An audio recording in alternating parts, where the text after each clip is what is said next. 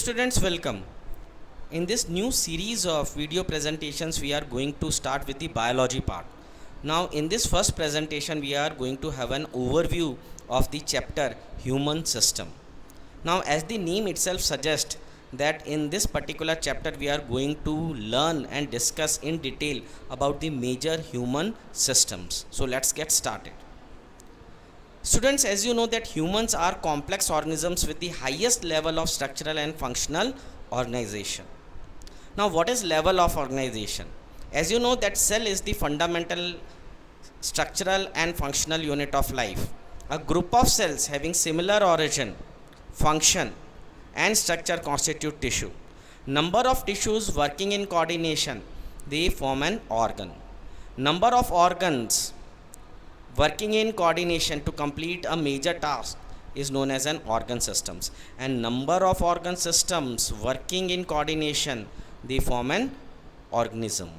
So this is how the hierarchy of level of organization goes, right? So we have very small organisms which are unicellular, which have only single cell, and we have huge animals like the blue whale, right, which can have a size which is you can see up to 50 meters also, and they have complex organization.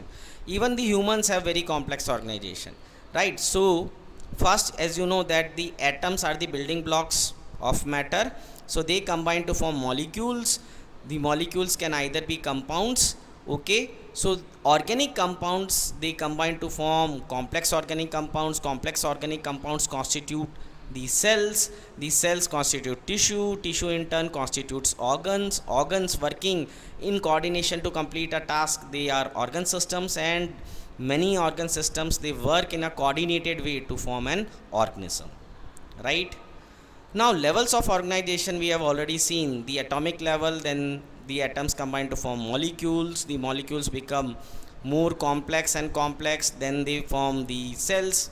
The concept of life we have already read this in class 9th. So the cells are formed, then the tissues are formed, and from the tissues the organs are formed, and number of organs working in coordination to complete a bigger task, they form organ systems, and organ systems, they work in coordination to form an organism. So this is already, right? So we will not go into details about the levels of organization because you have already dealt with this topic in class 9. Now, human body consists of various organs and organ systems which work in coordination to keep us alive and healthy. The major systems present are the digestive system, respiratory, circulatory, reproductive, excretory, nervous system, endocrine, skeletal, muscular system, lymphatic system, right? So these are the major systems which make a human body and they keep us alive. Now, there are certain processes which are to be carried out by each and every living organism, or you can say by each and every cell also, to survive. These processes are known as the life processes.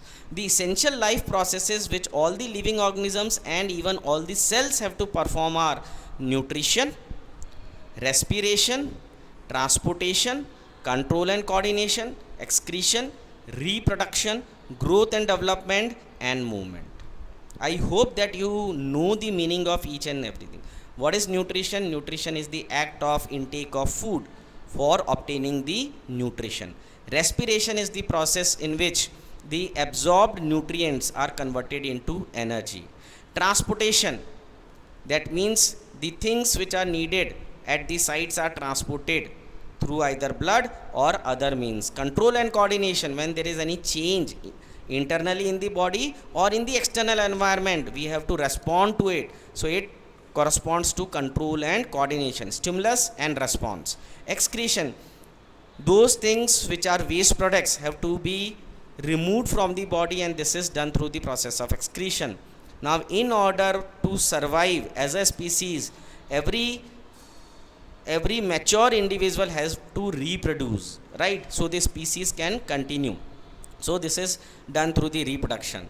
Growth and development, once again, law of nature. So the size increases by number of cells, and even the size of the cell increases. This leads to growth and development and movement.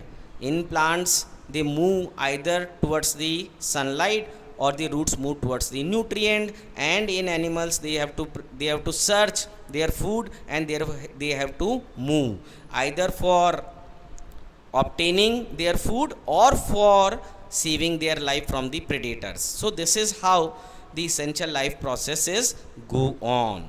So the 7 characteristics of living things: movement. Animals move to find food and keep away from predators.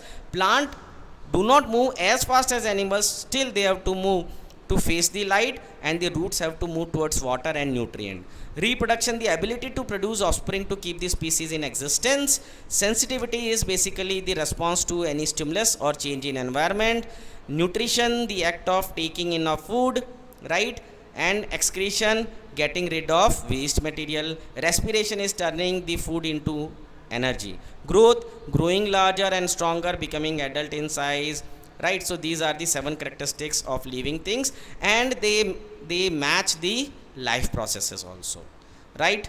So I hope that you have understood the overview of this chapter, and from the next video we are going to start the first human system, that is we are going to take up the digestive system.